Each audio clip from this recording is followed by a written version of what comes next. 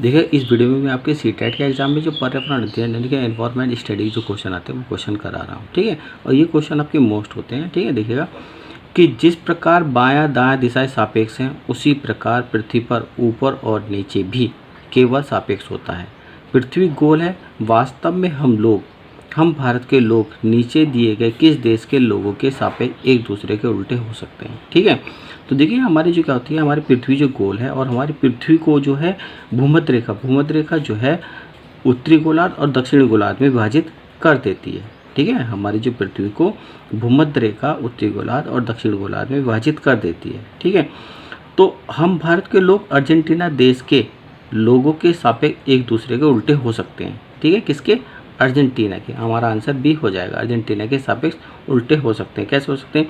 क्योंकि अर्जेंटीना दक्षिणी गोलार्ध में दक्षिणी अमेरिका महाद्वीप के ठीक उसी प्रकार स्थित है जिस प्रकार हमारा भारत उत्तरी गोलार्ध के एशिया महाद्वीप में भूमध्य रेखा के दूसरी ओर स्थित है, ठीक है। यानी कि जो कंडीशन अर्जेंटीना की है, ठीक है, दक्षिणी गोलार्ध में, उसी प्रकार उत्तरी गोलार्ध में हमारे भारत की स्थिति है, ठीक है। तो इसलिए वास्तव में भारत के लोग नीचे दिए गए किस देश के लोगों के सापेक्ष एक दूसरे के उल्टे हो सकते हैं। तो आपका आंसर बी हो जाएगा, अर्जेंटीना हो जाएगा आपका आंसर।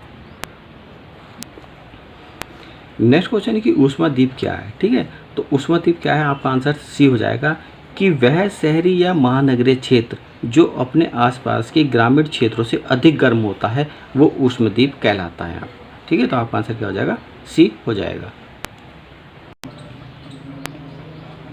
देखिए नेक्स्ट क्वेश्चन है कि निम्नलिखित में से कौन सा कथन जीवों को उनके आकार के आधार पर बढ़ते हुए क्रम को दर्शाता है, ठीक है। तो इसमें सबसे आपका आंसर जो हो जाएगा ए हो जाएगा, ठीक है। विषाणु, जीवाणु, कवक, शैवाल, ठीक है।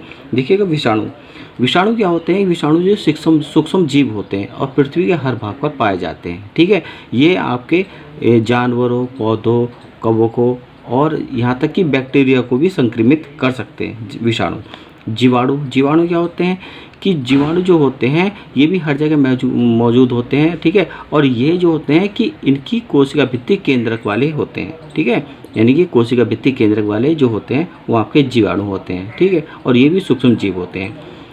कवक क्या होता है कि ये पर्णरहित होते हैं, ठीक है। पर्णरहित जो होते हैं वो कवक होते हैं और ये परपोषी होते हैं। ये जो पाए जाते हैं वो नम स्थानों पाए जाते हैं, जैसे लकड़ी के सड़े गले टुकड़े हों, चमड़े हों, और भोज्य पदार्थों में भी पाए जाते हैं कवक, ठीक है।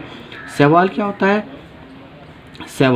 शैवाल जो होता है वो प्रकाश संश्लेषण द्वारा अपने भोजन का निर्माण करता है, ठीक है। शैवाल जो प्रकाश संश्लेषण द्वारा भोजन का निर्माण करता है और यह जो होता है ये आपका हरित लवक, ठीक है, हरित लवक युक्त वाहन और उत्तक रहित यानी कि स्वपोषी होते हैं और इनका शरीर भी जो होता है बहुत ही सूक्ष्म होता है, ठीक है।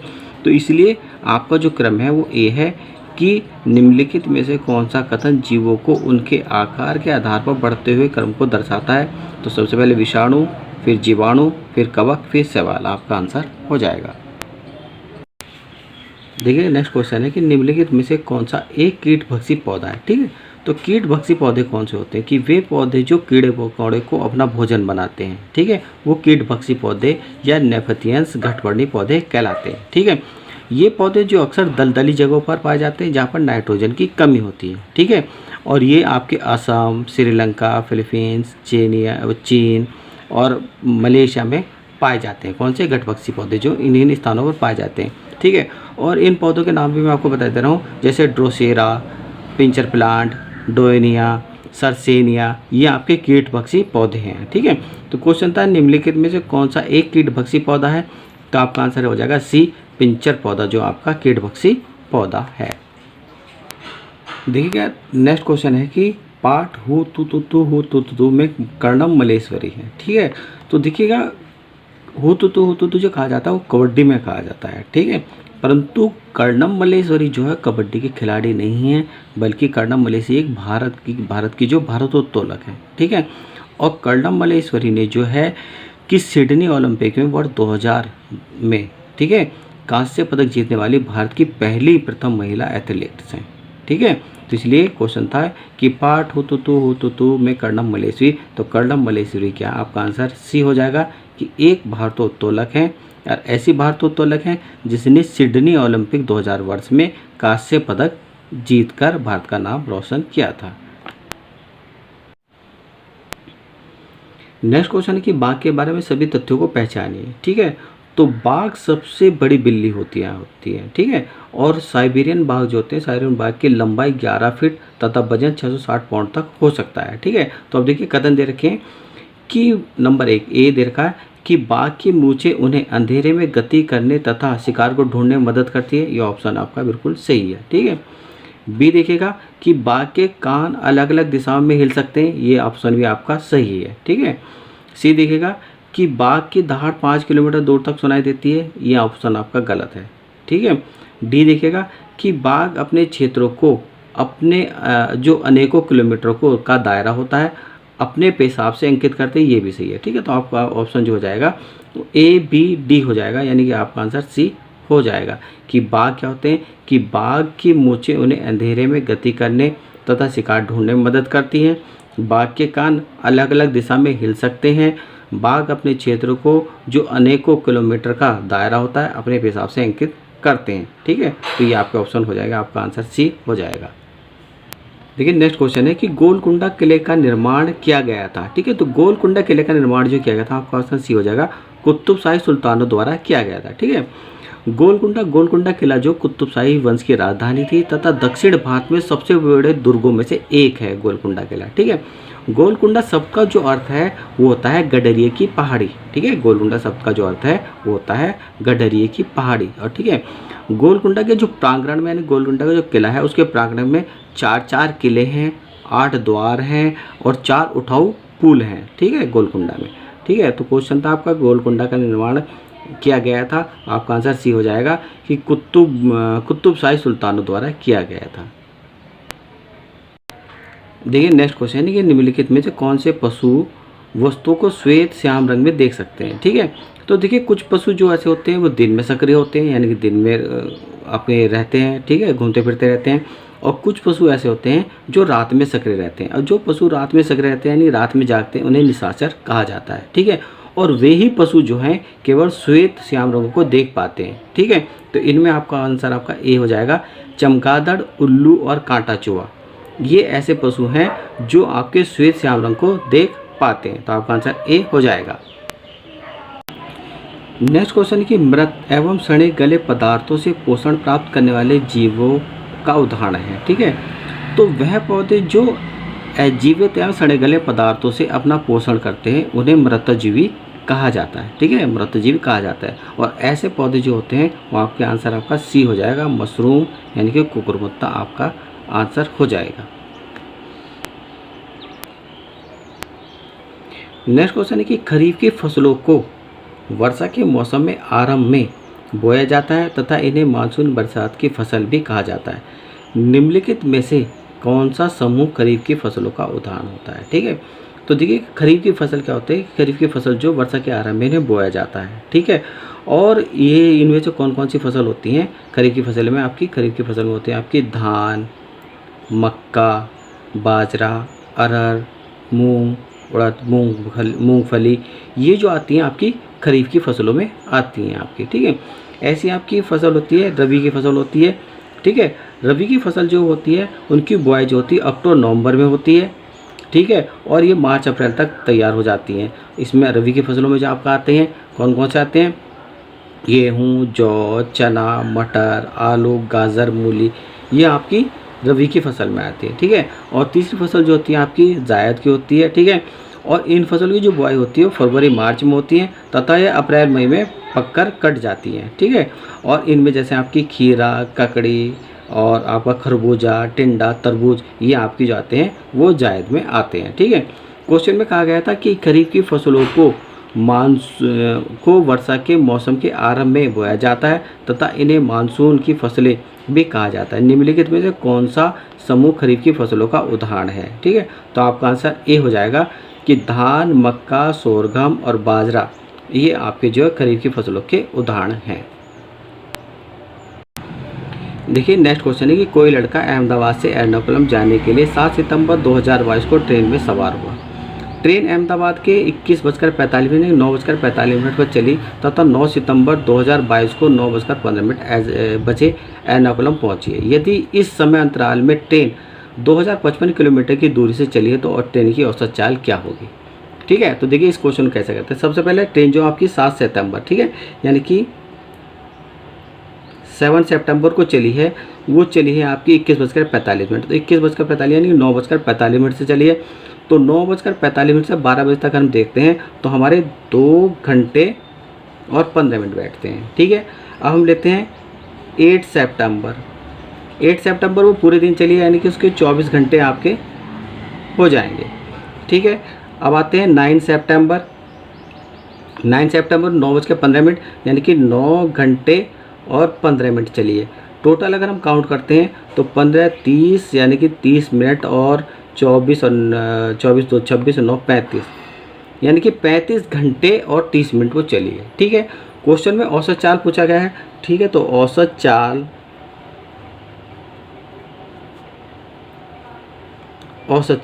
चाल का जो सूत्र है वो है आपका कुल दूरी बटे कुल समय होता है। ठीक है, अब हमारा क्या था कि देखेगा कुल दूरी दे रखी है हमारी 2055 किलोमीटर, और हमारी जो कुल समय लगा है वो लगा हमारा 35 घंटे 30 मिनट। अब देखिएगा इसमें दशमलव आ देंगे, 2 जीरो बढ़ा देंगे आप, इस जीरो से जीरो काट देंगे। अगर हम इन्हें आपस में काटेंगे तो हमारा जो आ जाएगा वो 57.8 किलोमीटर पर हावर हमारा आंसर आ जाएगा। ठीक है, तो इस क्वेश्चन को आप ऐसे सॉल्व कर सकते हैं।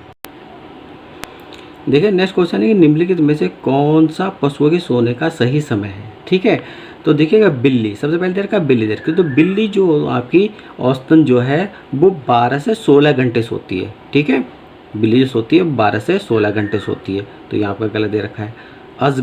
अजगर जो सोता है वो 18 घंटे के लगभग सोता है। ठीक है, अजगर 18 घंटे लगभग सोता है, तो ये भी गलत है।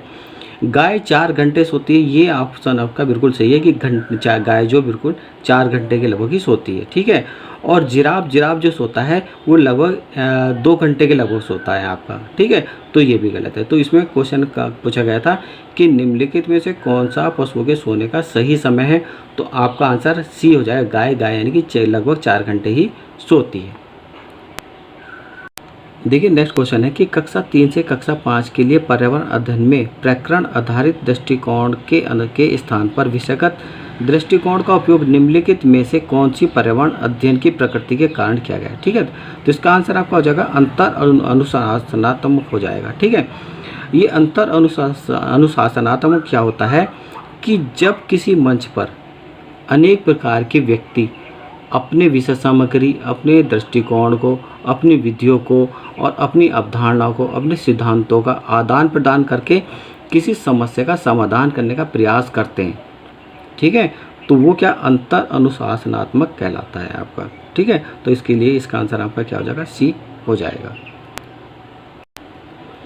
नेक्स्ट क्वेश्चन है कि योगात्मक आकलन। ठीक है, तो योगात्मक आकलन क्या होता है कि योगात्मक आकलन जो अधिगम का एक आकलन होता है। ठीक है, जिससे यह कि जो कि वर्ष के अंत में किया जाता है, और इसमें शिक्षण प्रक्रिया कितनी सफल या असफल हुई है इसका अध्ययन किया जाता है। ठीक है, और इसका कार्य बच्चों को ग्रेड या परिणाम प्राप्त करवाना होता है। छठा, ठीक है, और इसमें विद्यार्थियों को पास या फेल करने के लिए मार्गदर्शक माना जाता है। ठीक है, तो योगात्मक आकलन क्या होता है, आपका आंसर सी हो जाएगा कि विद्यार्थियों को पास तथा फेल करने के लिए मार्गदर्शक माना जाना योगात्मक आकलन कहलाता है।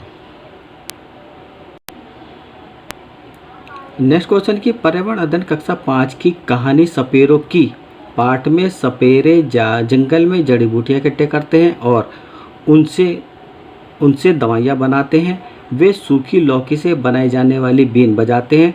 सांप खेतों में चूहे को खाते हैं, नहीं तो वे फसलों को खाएंगे। इन सभी तथ्य निम्नलिखित में से किसे सूचित करते हैं। ठीक है, तो इसके आंसर आपका कौन कौन से हो जाएगा। देखिए सबसे पहले ए हो जाएगा कि पौधों, मनुष्य और जानवरों में अंतर संबंध होता है, ये आपका सही है। ठीक है, बी हो जाएगा कि पौधे, मनुष्य और जानवरों के अंत्यो आश्रित होते हैं, ये भी आपका सही है, सेम है। ठीक है, सी भी आपका आंसर सही हो जाएगा कि पौधों, मनुष्य और जानवर में परस्पर निर्भरता होती है। तो आपका आंसर ए बी सी हो जाएगा, यानी कि आंसर आपका जो हो जाएगा वो ए हो जाएगा। नेक्स्ट क्वेश्चन है कि कक्षा 5वीं के पर्यावरण अध्ययन पाठ चखने से पचने तक में यह बताया गया है कि कुछ चीज़ें चखने के बाद झुम्बा बोली सी, सोचो उसने क्या खाया होगा। लेखक इसे निम्नलिखित में से किससे संबंधित करने का प्रयास कर रहा है। ठीक है, तो देखिएगा चखने से पचने तक यह बताया गया है कि कुछ चीज़ें चखने के बाद झुम्पा बोली सी, यानी कि कुछ चीज़ ऐसी होती है, यानी कि झुम्पा ने क्या खाया होगा, मिर्च खाई होगी, जो खाने के बाद क्या बोली सी बोल रही है। ठीक है, सोचो उसने क्या खाया होगा, यानी कि मिर्ची खाई होगी। लेखक इसे निम्नलिखित में से किससे संबंधित करने का प्रयास कर रहा है, तो आपका आंसर हो जाएगा ए हो जाएगा, बच्चे के अनुभव हो जाएगा, यानी कि बच्चे ने पहले भी मिर्ची खा रखी होगी। ठीक है, तो इसलिए बच्चे का जो अनुभव है वो इसमें दर्शा रहा है। ठीक है, तो आपका आंसर क्या हो जाएगा, ए हो जाएगा। नेक्स्ट क्वेश्चन की पर्यावरण अध्ययन में क्रियाकलाप पद्धति संबंधित होती है। ठीक है, तो इसके आंसर कौन से हो जाएंगे, देखिए एक तो बी हो जाएगा कि विद्यार्थियों के अधिगम के सभी तीनों आयाम को शामिल करना, यानी कि विद्यार्थी पर्यावरण में बालक का जो सामाजिक विकास, शारीरिक विकास, मानसिक विकास सही प्रकार के यानी तीनों प्रकार शामिल होते हैं। ठीक है, एक इसका आंसर हो जाएगा सी हो जाएगा कि संवेदी गामक अनुभवों द्वारा प्रत्यय को समझना। ठीक है, पर्यावरण अध्ययन की क्रियाकलाप पद्धति द्वारा संबंधित होता है। तो आपका आंसर क्या हो जाएगा, बी हो जाएगा, बी और सी आपका आंसर सही हो जाएगा। नेक्स्ट क्वेश्चन है कि प्राथमिक स्तर पर पर्यावरण अध्ययन के अधिगम में सह पाठ्यचर्या गतिविधियां के महत्व को किसके द्वारा प्रमाणित किया जाता है। ठीक है, तो सह पाठ्यचर्या में क्या होती है कि वह गतिविधियां जो पाठ्यक्रम को पूरक बनाती हैं वह सह पाठ्यचर्या कहलाती है। ठीक है, इसमें छात्रों के व्यक्तित्व के विकास के साथ साथ स्कूल के जो स्कूल के संस्थान होते हैं उसका भी महत्वपूर्ण अंग माना जाता है। किसे, पाठ्यचर्या को महत्वपूर्ण अंग माना जाता है। पाठ्यचर्या क्या होता है कि पाठ्यचर्या का जो निर्माण किया जाता है वो स्कूल के पाठ्यक्रम के अनुसार ही इस पाठ्यचर्या का या पाठ्यक्रम का निर्माण किया जाता है। ठीक है, तो क्वेश्चन था कि प्राथमिक स्तर पर पर्यावरण अध्ययन के अधिगम में सह पाठ्यचर्या गतिविधियों के महत्व को किसके द्वारा प्रमाणित किया जाता है, तो आपका आंसर बी हो जाएगा कि सार्वजनिक बोलचाल यानी भाषण की गतिविधियों को प्रोत्साहित करके किया जाता है। तो आपका आंसर बी हो जाएगा।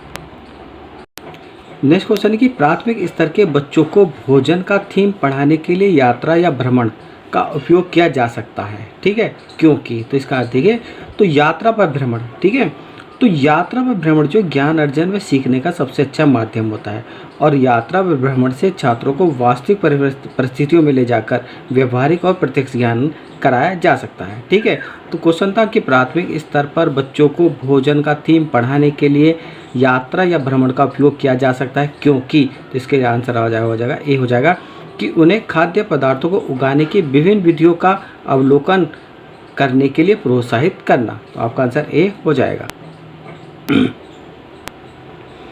नेक्स्ट क्वेश्चन है कि गुलफाम कक्षा में सलाद निर्माण गतिविधियों में भाग ले रहा था। प्याज काटते समय उसे महसूस हुआ कि उसकी आंखों में पानी आ रहा था।